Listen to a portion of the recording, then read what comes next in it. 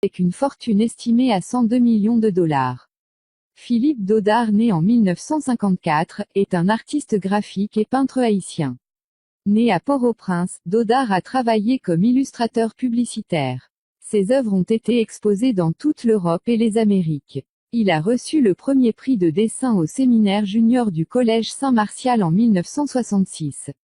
Il a étudié à l'école d'art Poteau-Mitan avec Jean-Claude Tiga, Garout, Patrick Villers et Frido Casimir. En 1973, il entre à l'Académie des Beaux-Arts. Puis il a travaillé comme maquettiste et a fondé un studio d'art graphiques audiovisuels. En 1978, il reçoit une bourse d'études à l'International School de Bordeaux, en France, lui permettant de se spécialiser en design graphique pédagogique. 2 ans plus tard, il reçoit une bourse de la Fondation Rotary International et part en tournée avec le groupe Study Exchange d'Haïti pour donner des conférences sur la culture haïtienne. Ses œuvres d'art ont évolué pour inclure de grandes sculptures, des œuvres de fer et de beaux bijoux. Et ensuite la 9e place est pour Clifford Brandt, avec une fortune estimée à 200 millions de dollars. Et par la suite la 8e place est pour Clifford Apped, avec une fortune estimée à 350 millions de dollars. Clifford Apped est diplômé de l'Université internationale de Floride. Il détient un baccalauréat en gestion des systèmes d'information, un autre en finance et une maîtrise en finance internationale. Il est actuellement vice-président de la fabrication du groupe Apped, avec plus de 12 ans d'expérience dans la fabrication, ayant géré des installations aux États-Unis et en République dominicaine. Il est également membre du conseil d'administration de l'Association haïtienne des industries, et de la Banque de développement Sofide en Haïti.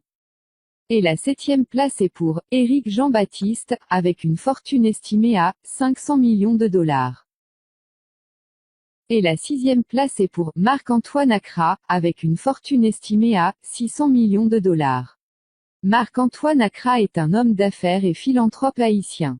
Accra est diplômé de l'école secondaire Saint-Louis de Gonzague et a poursuivi ses études à l'université de Boston où il a étudié la finance et le marketing.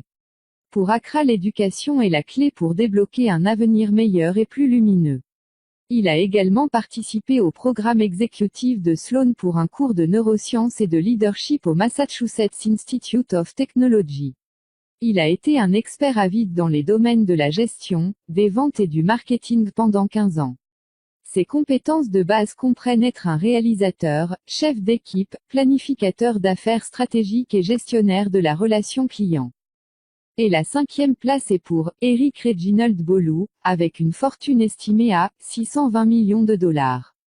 Reginald Boulos, né en 1956, est le président de la Chambre nationale du commerce et de l'industrie d'Haïti, une 3e génération libano-haïtienne, médecin, entrepreneur, homme d'affaires et philanthrope. La 4e place est pour Jean Bertrand Aristide, avec une fortune estimée à 800 millions de dollars. Jean Bertrand Aristide, né le 15 juillet 1953, homme politique haïtien et prêtre catholique romain de l'ordre salésien, qui était un champion vocal des pauvres et des marginaux. Il a été président du pays en 1991, 1994 à 1996 et 2001 à 2004.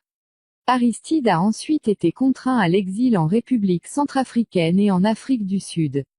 Il est finalement retourné en Haïti en 2011 après cette année d'exil. Et ensuite la 3e place est pour Grégory Meff avec une fortune estimée à 1 milliard de dollars. Au milieu des années 90, il dirigeait un groupe pour développer une cimenterie de 10 millions de dollars en Haïti.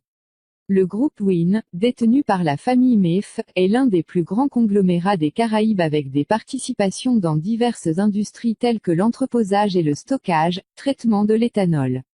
Les propriétés de Win comprennent Chodkoza, le plus grand parc industriel et commercial privé en Haïti, Vare Terminal, le plus grand terminal d'expédition de marchandises diverses privées, Wineco, la plus grande installation de stockage en vrac liquide et maintenant la zone franche des West Indies en construction, un parc manufacturier de 1,2 million de pieds carrés, d'une superficie de 45 millions de dollars, situé dans le nord de Port-au-Prince, entre autres entreprises.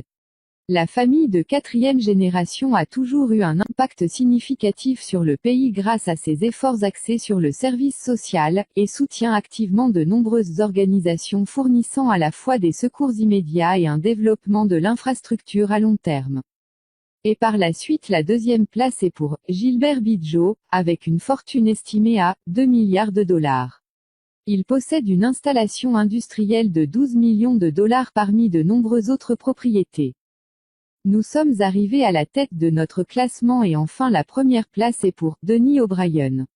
La personne la plus riche en Haïti est l'Irlandais Denis O'Brien qui a fait des milliards grâce à Digicel. Digicel est le plus grand opérateur de télécommunications d'Haïti et le premier investisseur d'Haïti. En 6 ans, son entreprise est passée de rien à un quasi-monopole sur le marché de la téléphonie mobile. Même s'il ne vit pas en Haïti, quand il est là, il est facilement l'homme le plus riche avec une valeur nette personnelle de 6,8 milliards de dollars.